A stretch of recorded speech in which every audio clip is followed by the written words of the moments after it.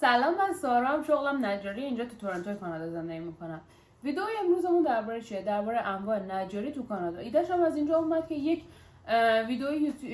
ویدیوی اینستاگرام درست کردم، 1 دقیقه انواع نجاری رو گفتم، ولی واسه خیلی سوال پیش اومد. منم واقعا نمیتونستم تو 1 دقیقه حق مطلب رو ادا کنم. گفتم برای کسایی که پیگیر هستن، دوست دارن درباره این مسئله بیشتر بدونن، یه ویدیویی درست کنم که همه رو با مثال توضیح بدم. و اگه به این مبحث علاقه‌مند هستین یا فکر میکنین در آینده مهاجرت میکنین یا میخواین تو این رشته بیان یا حالا هرچی، به این ویدیو دقت کنین، چون ویدیوی بعدی هم درباره درآمد این رشته هاست. چون سوالی که پیش میاد، اوکی حالا کدومش رو بریم، کدومش درآمدش برامون بیشتره، اینا رو سعی میکنم تو ویدیوی بعدی بهتون بگم. الان میخوام این مقدمه رو بهتون بگم که کلا نجاری چند نوع داره. ببخشید که دستم تو جیب من، جا که احتمالا خیلیاتون میدونین به خاطر آسیب دیدگی که دارم نمیتونم کار سنگین انجام بدم متاسفانه، و برای حفظ روحیه خودم که خلوچل نشم میگم تنها کاری که الان میتونم بکنم اینه که بیام حداقل اطلاعاتم باهاتون به اشتراک بذارم و هم واسه شما خوب باشه هم واسه من خوب باشه، بتونم یه ذره روحیه خودم رو حفظ بکنم. بریم سراغ انواع نجاری تو کانادا. من ببین 4 سال من الان دارم اینجا تو همین رشته فعالیت میکنم و خب خیلی چیزا رو دیدم، خیلی چیزا درسش رو خوندم، خیلی چیزا تجربه دیگران شنیدم و سرچم میکنم، تو از AI میپرسم، از گوگل میپرسم و این اطلاعات یه چکیده ای از اینه، ولی باز هم ممکنه خطا داشته باشه، ممکنه نظر شخصی من توش دلالت داشته باشه. شما اینا رو گوش بدین به عنوان یک رشته اطلاعات، نه که به عنوان یک منبع و فلان. حالا اینم بشه یکی از اطلاعاتتون. خب اینجا نجاری کلا به چند تا دسته اصلی تقسیم میشه. اولیشو بخوام از بیس ساختمون بگم، فریمرها هستن یا فریمینگ کارپنترها هستن که اینا اسکلت ساختمون رو میسازن. خب گفتم بهتون بالای 90-95% ساختمونای اینجا تا 2-3 طبقه، یعنی ویلایی، به آپارتمانا و هایرایزا و نمیدونم مالا و اینا کار ندارم. ساختمونای ویلایی، خونه ها فریمشون چوبی هستش و اون کسی که میاد اون فریم رو میسازه، اسکلت خونه رو میسازه، بهش میگن فریمر، بعضی میگن راف کارپنتر. اینا کارشون سخته. چرا سخته؟ چون همیشه بیرونن، یعنی محیطی ندارن که داخل باشن. همش فکر کن خونه ایه که هیچی نداره دیگه، اسکلت داره. تو تابستون تو ظل گرما بیرونن و تو زمستون یه ذره خب معمولا کارشون یه ذره سبکتر هم هست، ولی کار میکنن. باز هم بیرونن و تو گرما و سرما پس باید همش بیرون باشن، کار تو ارتفاع دارن و سختی‌های واقعا خودش رو داره. درباره درآمدشون گفتم بعداً صحبت میکنم. پس اگه میخوای وارد کار فریمینگ بشی، اگه میخوای یه فریمر باشی، دقت کن که مثلا کار زیاد هنری نیست. اینطوری نیست که بگی آی من عاشق بوی چوبم میخوام برم این کار رو انجام بدم. سرعت اینجا خیلی مهمه. اگه خودتو میشناسی، میدونی آدم سلوی هستی، میخوای آهسته و مثلا پیوسته کارات پیش بره، این کار خیلی به دردتون نمیخوره. یا مثلا خیلی حساس هستی، دیدم دیگه بعضی اصلا میگه 1/16 میخواد یه اره بیاد کات کنه، اصلا اگه خطا بده اعصابش خراب میشه. اگه چنین آدمی هستی خیلی به دردت نمیخوره. بیشتر تو این کار سرعت مهمه و اینکه چجوری باید بتونی اونو منیج کنی. واقعا دارم میبینم من چند تا الان تیم کارپنتری یا همین فریمرها دور برم میشناسن. یه بچهای اوکراینی هستن، یه سری بچهای ترک هستن، یه سری هم بچهای مکزیک و اینا هستن. اینا همشون به خاطر سرعت بالایی که دارن خیلی الان کار میگیرن. الان پشت خونه ما هم داره کانستراکشن میشه دیگه. یه گروهی هستن، حالا مال یه جای دیگه هستن، نمیخوام بگم. خیلی چیزن، خیلی آرومن. یعنی یه فریم ساختمون 3 طبقه رو الان 3 ماه هست همینطوری مشغولن. نمیگم حالا همش تقصیر اوناست، ممکنه مثلا از کارفرما باشه، نمیدونم، خیلی چیزا، بیشتر پول بحث، ولی کارشون هم میبینه مثلا خیلی اسلو هستن. تو این کار واقعا سریع بودن خیلی مهمه و خب باید علاقه هم داشته باشی، سختی‌هاش هم بتونی بپذیری. این از این قضیه. دومی هم میشه فینیش کارپنتر. فینیش کارپنتر باز خودش به چند دسته تقسیم میشه، ولی به صورت کلی بخوام بگم فینیش یعنی تموم دیگه، یعنی کارپنتر یعنی نجاری نهایی. اونم کارشون توی ساختمون هستش. کاراشون شامل چه کارایی میشه؟ بیسبورد که توی فارسی بهش میگن قرنیز، اینا قرنیز میزنن. اینجا قرنیز مثلا تو ایران قرنیز زدن یه انتخاب بود، ولی اینجا یه اجباره. چرا؟ چون دیوارا خب همه فریم چوبیه، روش درایوال میاد. درایوال جایی که تموم میشه بعدش داره کف شروع میشه و این مثلا این نقطه قسمت اتصالی که دارن خب همینطوری بازه به هم دیگه، 100% فینیش تمیز نیستش. به خاطر همین اون قرنیز یا بیسبورد یه اجباره، اینجا 100% باید انجام بشه. فینیش کارپنترها اونو انجام میدن. بعد دور در و پنجره این دوباره همین دورجم چوبی که زده میشه که در نصب بشه یا پنجره حالا قاب پنجره نصب بشه، بازم همین داستان هستش و این یه نیازه، یه اجباره که بیاد دور اونو کیسینگ بزنه. بعد دور در و پنجره میشه کیسینگ و بیسبورد. این دوتا جزو کارهای فینیش کارپنتر هست. بعد بعضیا میان برای زیبایی، این یکی برای سقف برای زیبایی کرامولدین میزنه. کرامولدین نمیدونم راستش فارسیش چی میشه، مثلا تاجی که اینجوری ابزار بعضیا بهش میگن، میان دور خونه میزنن. اون هم کار فینیش کارپنتر هست. ببین خیلی ها هستن توی فینیش کارپنتر هستن ولی فقط همین 3 تا کار رو انجام میدن. بیسبورد میزنن، کیسینگ میزنن و در نصب میکنن، در تنظیم میکنن، در حد همین هستش. خب ولی بعضی دیگه میان علاوه بر اینکه این کارا رو انجام میدن، کارهای دکوراتیو خونه رو هم انجام میدن. یعنی اگه یه وال یونیتی بخواد، وال یونیت ببین چی میشه. وال یونیت مثلا رو دیوار رو میخواد با MDF و چوب و اینا طرح بده، یه طرحی بده، پنل بزنه. یا مثلا دیگه بهتون بگم یه کتابخونه‌ای میخواد بزنه، یه کتابخونه‌ای که میخواد اونجا توی جاب سایت یا توی خونه ساخته بشه. اینجوری مثلا چوبی بسازی ببری اونجا بذاری، نه، میخواد کل این دیوار کتابخونه باشه. یا مثلا میخواد شومینه بسازه، فایر پلیس بهش میگن، میخواد اونو بسازه. اینا میان این کارا رو انجام میدن. یا برای تئاتر روم، اتاق تئاتر خانوادگی، میخواد اونا رو درست کنه، پنل پارچه‌ای بزنه. کسایی که میان این کارها رو در کنار اون کارها انجام میدن، یعنی یه ذره هنری‌تر، تخصصی‌تر، اینا بهشون میگن که دیگه کارپنتری میلورک. اینا دارن کار میلورک انجام میدن. میلورک یعنی پس چی؟ یعنی نجاری که میاد کارهای دکوراتیو رو هم انجام میده. پس تا حالا چه چیزایی گفتیم؟ یه دور مرور کنیم. فریمرها هستن و فینیش کارپنترها. فریمر گفتیم اسکلت خونه رو میزنه. فینیش کارپنتر هم کسایی هستن که وقتی که خونه تموم شد، یعنی درایوال ساخته شد، اومدن توی خونه، میان جزئیات چوبی خونه رو میسازن. حالا اینم همینطوری لول بندیه. یه سری هستن فقط میان کارهای بیسیک رو انجام میدن. اتفاقا درآمدش هم بد نیست. یه تیمی میشن خیلی سریع، مثلا میان 3 طبقه خونه رو مثلا 10,000 اسکوئر فیت و این کارپنتریشو مثلا یه هفته‌ای انجام میدن از خونه میرن بیرون، خیلی هم سریع میرن کار بعدی سریع هم تو پشت سرم پروژه میگیرن. حتی تو این کسایی که تو این همین 2 تا کار متخصص هستن، ممکنه منی که کارم میلورکه یا بیلدر هستم، ساختمون ساز هستم، بهشون زنگ بزنم اون کار من باشه، ولی زنگ بزنم بگم چون اونا تندتر هستن من وقتمو هدر ندم، بیان تون برام بزنن، دستشون فرض کلا دارن همین کارو انجام میدن. شغل بعدی که توی کارپنتری، توی دسته کارپنتری قرار میگیره، کابینت میکرها یا کابینت سازها هستن.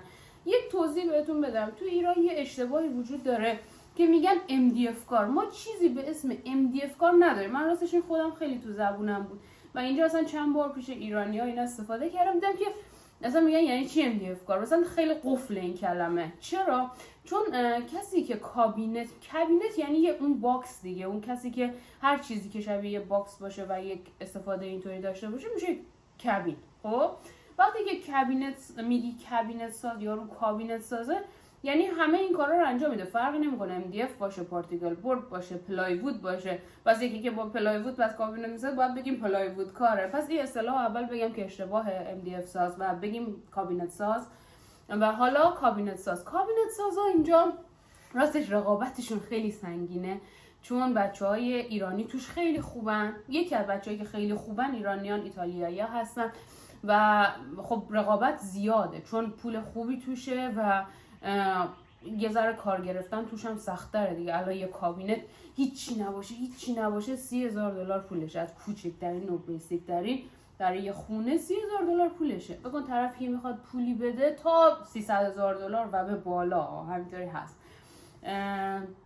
با خاطر همین یه ذره سختگیر میشن آدما دیگه، به خاطر همین رقابت تو کابینت سخت تره. ولی خیلی بچهای ایرانی هم خیلی دارن خوب توش عمل میکنن، خیلی نیاز به توضیح نداره. مثلا تو همین کابینت سازی هم بازم میان توش تخصصی میشن. یکی هستش میاد میگه که من فقط کلازت میزنم. کلازت یعنی فقط کمد دیواری میزنم. حالا واکین کلازت ممکنه باشه، نمیدونم از یه قسمت جا کفشی یا آویز لباس دم در باشه. میگه من وارد کیچن یا آشپزخونه نمیشم، فقط اینا رو میزنم. یه سری هستن و واقعا دیدم خیلی هم زیاد کار دارن. معمولا اتفاقا اینا کارشون قیمتاشون پایین تره و حجم کارشون بیشتره. ولی یه سری دیگه هستن میگن نه ما همه چی میزنیم، از کیچن گرفته، از ونتی گرفته. ونتی میشه این کابینت هایی که توی واشروم، توی دستشویی اینا میذارن، مثلا بالاش سینک پایینش کابینت، اینا میشه اسمش ونتی. اینا رو میسازن، کلازت میسازن، ولی تخصص اصلیشون، چیزی که هنرشون رو روش مانور میدن، کیچنه، تو آشپزخونه است. این هم یه مسئله که مثلا اینا یه ذره حرفه‌ای تر هستن معمولا، یا اینجوری حالا بازارشون اینجوری یا علاقه‌شونه و خلاصه تو اینم حتی متخصص میشن. و باز هم اینایی که تو کیچن هستن باز هم چندین دسته میشن. یه سری هستن که فقط میان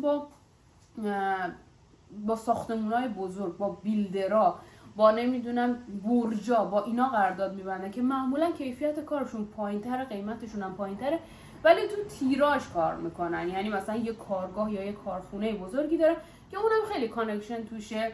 مثلا تو ایتالیایی خیلی زیاد میبینم که آقا کانکشن داره، مثلا یهو 800 واحد کابینت برداشته. از هر کدوم مثلا تو فکر کن $1,000 هم سودش باشه میشه $800,000. این تخصص ما ایرانی‌ها حساب کتاب بکنیم اینجاست.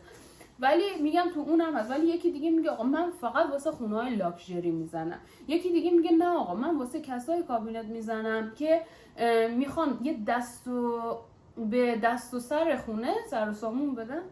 وای ببین نه انگلیسیمون خوب شد، فارسیمون هم داره خراب میشه.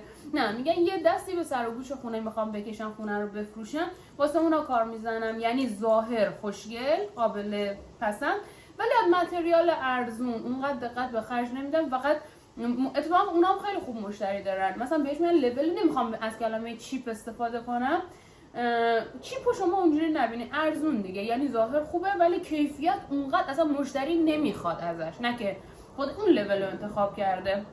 اتفاقا این که آدما بازار هدفشون رو بدونن خیلی هم عالیه. یعنی طرف میدونه خونه 10 میلیونی نمیخواد بره کابینت بزنه، خونه 800,000 تایی میخواد بزنه و طرف هم میخواد بفروشه، میخواد خونش خوشگل باشه که بفروشه. اینم از کابینت. بس حالا گفتیم فریمرها هستن، فینیش کارپنترها هستن با کابینت، هر کدوم هم که با مثال براتون توضیح دادم. خب ببین یه قسمتی هستش که خیلی دسته بزرگی نیستن، خیلی هم هنری نیست، بهش میگن فرم ورک کارپنترها. فرم ورک چیه؟ یعنی قالب بند.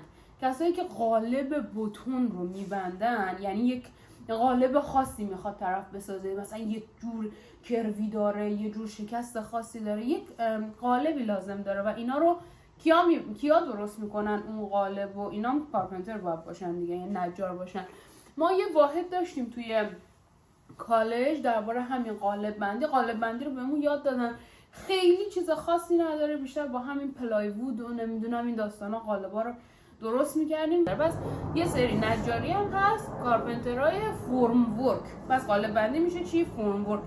حالا ببین این چند مدل اصلی کارپنتری بود. خب حالا یه سری نجار دیگه هستن که مثلا فکر کنم ممکنه اون کسی که راف کارپنتر هستش بیاد چیکار کنه زمستون که حالا کارش کمتره، بیاد کار دک و اینا رو انجام بده. دک چیه؟ دک مثل یه ایوونیه، ایوونی که بهش میگن یا مثلا تراس میگفتیم بهش، معمولا تو پشت خونه ساخته میشه و یک ایوون چوبیه دیگه، ایوون چوبیه یا فنس بهش میگن. فنس دور خونه میخوام بزنن، دیوارای چوبی میخوان مثلا خونهشون ملکشون از ملک همسایه جدا بشه، دیوارای چوبی هستش بهش میگن مثلا فنس و اینا. این کارهای دک و فنس انجام میدن. یه سری هستن دقیقاً فقط همین کارا انجام میدن. اتفاقا اونا هم سرعت کارشون خیلی بالاست، یعنی میاد یه دک و فنس رو برای یه خونه مثلا در عرض 4-5 روز میزنه و 5-6 هزار دلار هم میگیره میره و اونام کارشون مثلا لازم نیست خیلی اینکه دقت داشته باشی خیلی خوبه ها، کار تمیز باشه، ولی باید بدونی، یعنی یکی از درجات از نظر من استاد شدن اینه که تو بدونی کجا باید دقت رو بذاری. مثلا واسه فنس یا واسه دیوار چوبی که داری دور حیاتت میکشی، اگه یه جایی 1/4 بالا پایین شد، یعنی نباید برای اون که دقیقاً یک جور باشه یه مو نزنه بیا یک عالم وقت هدر بدی. یعنی بیای اون کاری که میشه تو 4 روز انجام بدی و تو 2 هفته انجام بدی، بگی که او من همه جا یه میلم خطا ندادم. اصلا مهم نیست، اصلا تو 5 میل خطا بده، تو بعضی کارا مهم نیست. تو باید بتونی یعنی به اون کمالگرایی که تو ذهنت هست غلبه کنی و بتونی یه جاهایی به خودت بگی که مثلا اشکال نداره که این کار من انقدر خطا داشته باشه. خلاصه باید تشخیص بدی کجا، ولی تو کار کابینت یه جایی واقعا یه میلم نباید خطا بدی، یا تو کارپنتری، تو خیلی چیزا. خلاصه این رشته های اصلی شد. حالا یه سری هستش که یه کارپنتریه میخواد بگه که من فقط میخوام رنوویشن کار بکنم.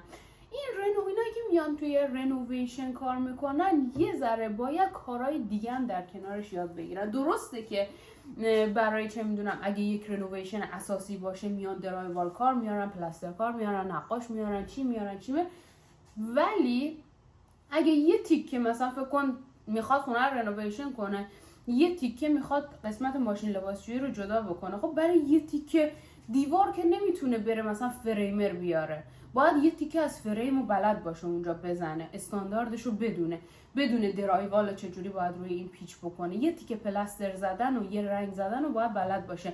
این کارپنتر مثلا یه کسی که کارپنتر باشه اینا براش سخت نیست، راستش خیلی راحت میتونه اینا رو انجام بده. البته برای کسی که میخواد رنوویشن انجام بده لزوما اینطوری نیستش که حتما باید کارپنتر باشه، یعنی بگی آقا برق باشه نمیتونه بیاد رنوویشن انجام بده. چرا میتونه، ولی خیلی از این اسکیلایی که توی رنوویشن یا بازسازی خونه کاربرد داره کارهاییه که بیشتر کارپنترها بلدن. حالا اون کسی که برق خوندن میتونه بره اینا رو یاد بگیره، ولی بیشترشو بلدن چون با دستگاهایی که کار کردن یا مثلا اون تخصصی که دارن اینا رو از قبل خیلی چیزا رو بلدن.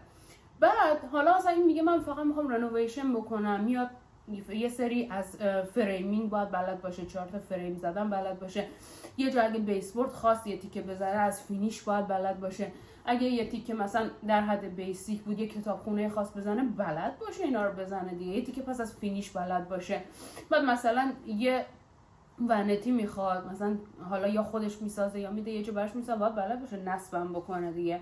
پس کسی که میخواد بره تو رنوویشن باید یه ذره از هر چیزی بلد باشه. و چون ما ایرانی‌ها خیلی دوست داریم همه کار رو خودمون انجام بدیم، نمیدونم خوشبختانه یا متاسفانه تو ایران این یه آپشن بوده، یعنی هر کسی هر کاری بیشتر انجام میداد اون بیشتر اصلا مورد توجه بود یا بهتر بود. اصلا من به عنوان صاحب خونه ترجیح میدادم یکی بیارم که بیاد برام مثلا اگه نجار بود کار نجاریمو بکنه، بعد خودش هم رنگشو بزنه، بعد نمیدونم اگه یه لوله کشی خواست لوله کشیش هم بکنه، اگه برقم خواست برقش هم خودش انجام بده. معمولا اینطوریه و یکی از افتخارات مثلا ما ایرانی حساب میشه که من خودم میرم تا ساختمون همه کارشو انجام میدم. ولی راستش اینجا این کار زیاد حرفه‌ای نیستش که بری تو ساختمون همه کارو خودن، چون میگن همه کارو هیچ کاره. و یکی از اشتباهاتی هم که ممکنه آدما توش بیافتن و هی بشنون بازار رنوویشن خوبه وارد چی بشن؟ جنرال کانترکتوری. یعنی مثلا طرف بهش میگه که بلدی شیله آب بس کنی، میگه آره بابا من بلدم لوله کشی همه کار کردم. بگه بلدی این مثلا یه تیکه برق بیاری تو گاراژ، میگه آره بابا من ساختمون 2 تا ساختمون تا حالا برق کشی کردم. یا مثلا اینا همه لایسنس میخواد، دارم میگم این کارا اشتباهه. یا مثلا میگه بلدی برام فنس بزنی، میگه خب من آره دیگه با اره که بلدم کار کنم میزنم، اونم میزنه. میگه درایوالم، میگه اونم میزنم. میگه نمیدونم کابینت میخوام، اونم میگه میزنم. یعنی بعد مثلا من میخوام معرفیش کنم بگم مثلا آقای الکس مثلا همکار من دوست من شغلشه، یهو میبینم شغلش چیه؟ درایوال میزد، نقاشی میکرد، کارپنتری میکرد. و اصلا نمیتونی چنین چیزی به کسی بگی، چون میگه اوکی اگه همه اینجا اینا رو انجام میده پس هیچ کدوم تخصصی ولی به هر کدوم یه نوک زده. پس سعی کنین وارد جنرال کانترکتوری نشین. اگه پروژه گرفتین اوکی، رنوویشن گرفتین، نمیدونم خونه یه نیو گرفتین، سعی نکنین همه کارو خودتون انجام بدین به خاطر سیو کردن اون پول. حالا نمیخوام وارد نصیحت و اینا بشم، ولی به خاطر اینکه به عنوان آدم نامتخصص بی تخصص شناخته میشین. فارسیم خیلی کم شد. آره، به عنوان آدم بی تخصص شناخته میشین. به خاطر همین سعی کنین یک رشته، یکی از اینا رو انتخاب بکنین طبق شرایطی که گفتن. مثلا فینیش کارپنتری و کابینت و اینا بیشتر داخل خونه هستن. کابینت رو اگه انتخاب کنین بیشتر داخل کارگاه هستش. فینیش کارپنتری بیشتر توی جاب سایته ولی داخل خونه است. فریمینگ همیشه بیرون، اوتساید. باید راحت باشی با اینکه تو گرما سرما کار کنی، با لباس سنگین کار کنی، با ابزار این پاوچای سنگین، نمیدونم ابزار تو بذاری و اینا، این کمربندو باید با اونا راحت باشی. تو ارتفاع کار کردن باید راحت باشی. با همه اینا باید راحت باشی تا بتونی فریمینگ رو انتخاب بکنی و نیای صرفا به خاطر اینکه بگی حقوق این بیشتره حقوق اون کمتره از رو حقوق نیای اینو انتخاب نکنی. چون تو ویدیوهای بعدی درباره حقوقشون بهتون میگم که آینده هر کدومشون هم چه فرقی با هم دیگه داره. پس تا اینجا امیدوارم که شناخته باشین. یه دور مرور کلی میکنم. فریمرها هستن، کسایی که فریم و اسکلت ساختمون رو درست میکنن. فینیش کارپنترها هستن که اونم چندین دسته تقسیم میشه. توی ساختمون دیتیل چوبی رو کار میکنن. من میگم چوبی، منظورم فقط چوب نیست، مثلا مشتقات چوبم هست، یعنی MDF و نمیدونم پارتیکل بورد و همه اینا هم جزوش میشه. و سومی کابینت میکرها، کابینت سازا هستن. بعدش کسایی هستن که کار رنوویشن و اینا انجام میدن. بعدش هم کسایی که قالب بندی و اینا انجام میدن. حالا بقیه هم که تو دل اینا گفتم، مثلا هر کدوم رشته همین ببین 1000 تا میشه. یعنی مثلا اون کسی که فینیش کارپنتر هستش مثلا یک میره تخصص چی رو انتخاب میکنه؟ تخصص پله رو انتخاب میکنه. میگه چی کار پله انجام میده. تازه بعد مثلا یکیشون میره کار پله انجام میده، یکی دیگه کار این دست انداز یا ریلینگ بهش میگن اونو انجام میده فقط. یعنی همه اینا میتونه با هم دیگه فرق کنه و خیلی خیلی خوبه که اینجوری بیاد یک کسی اون تخصصش رو تو اون رشته انتخاب بکنه.